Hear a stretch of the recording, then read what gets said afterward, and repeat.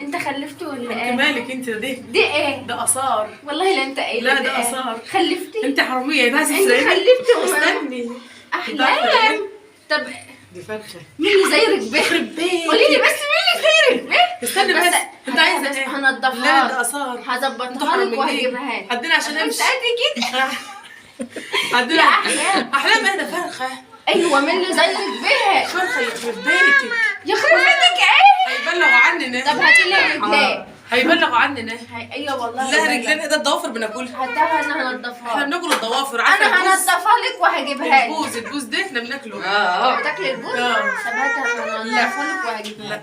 شيلي يا ساره. هاتي بس يا احلام. لا يا ستي يا فرخه. لا بس هاتي هاتها يا احلام لين. هاتي كده يا احلام.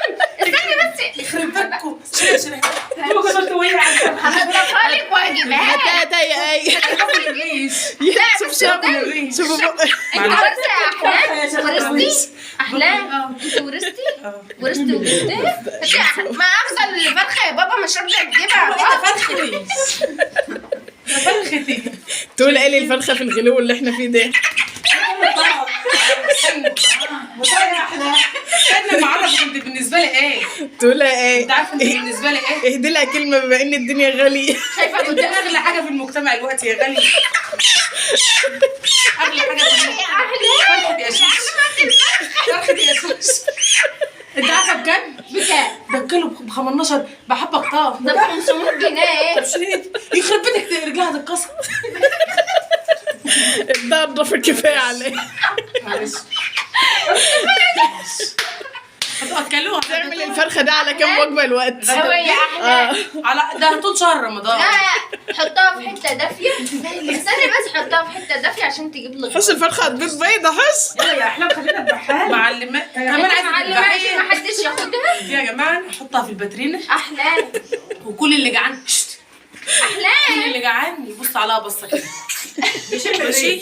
ما احنا ما بنعزمش حد في رمضان وبناكل الريش. طب هاتي من الضفارك يا اشوي احلام. الرجلين مره والصدر مش مره. نعمل شوربه. احلام. ما اعرفش عنك اللي انت بخير. بصي بنتك بدلها بالجزم. تقول لها انك لله شيرين انت عملت ايه في الفرخ؟ ذبحتها لك يا قلبي. جبت لك اخرها. حسبي الله ونعم الوكيل. هنت عليكي يا ظلمه. هنت عليكي. ناكلها بدل ما تموت. معلش يا غالي. نلتقي يوم القيامه ان شاء الله. ورينا انت احنا تعالوا اوريكم. احنا طبعا غيرنا بقى مكان التنظيف اللي انا اصلا ما نضفتهاش. حد تاني اللي منضفها. الناس اللي كانوا الهيصه والدوشه اللي انتوا كنتوا سامعينها دول هم اللي نضفوه. ما علينا. وقطعتها بقى بصوا 200 حته. ما هي مش فوضى. يعني الفرخه ما تقطعش حته ولا 2 ولا 3 ولا 4 ولا فاكرين كده لما كنا بنقطعها على الوركين والصدر. لا مفيش الكلام ده. مفيش بسبلي ولا ما علينا. هو مستحيل. احنا مالنا ومال الانجليش. شايفين ده ده الجناح ده نايم. دي بقى دي هي مش كده. هي مش واحد مش شخص بس اللي هياخدها. ده انا هوريكم بقى بعد كده ده احنا جايين. بصوا الايام اللي جايه ايام قحط.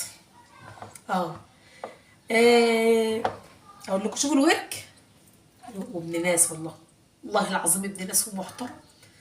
شايفين نايب ده ولا مش نايب؟ يا متعلمين يا بتوع المدارس. ده انا حتى ما عملتش الدبوسه الواحده. كنت بفكر احط الدبوسه الواحده والكفه دي الواحده. ما اعرفش اسمها ايه اصلا. المهم بقى والقنصه والكبده كنت عايزه اخد الرجلين بس خدوها. ده حراميين. ده عيال حراميه خدوا مني الرجلين. يلا ادينا تصدقت بيه عشان ربنا يبارك لي في الفرخ. شايفين ما شاء الله. المهم يعني ان احنا قطعنا الفرخه. طبعا قبل اي شيء كل سنه وانتم طيبين ونعاد عليكم الايام بخير ورمضان كريم عليكم على الجميع. وما تقلقوش رمضان هيجي برزقه وده كله هزار وضحك وفكاهه مش اكتر من كده. يا رب يجي عليكم رمضان وانتم مبسوطين ومتهنيين وفرحانين بولادكم وبحبايبكم وبالشهر الكريم يا رب العالمين. وهو شهر عباده وقران. وطبعا اكله حلوه برضك للناس اللي بتقول هو شهر عباده وقران. ولمه حلوه واكله حلوه وموده ورحمه وفي كل حاجه. هو شهر جامع كل شيء وكل حاجه وصله رحم.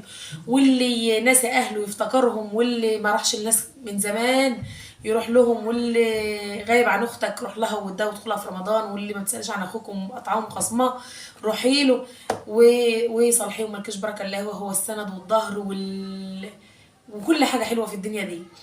لو ما رحتش لمامتك وباباكي، لو ما رحتش لامك وابوك، لو انت مخاصمهم، لو انت ما بتكلمهمش، افتكر الشهر الكريم ربنا مش هيقبل لك صيام.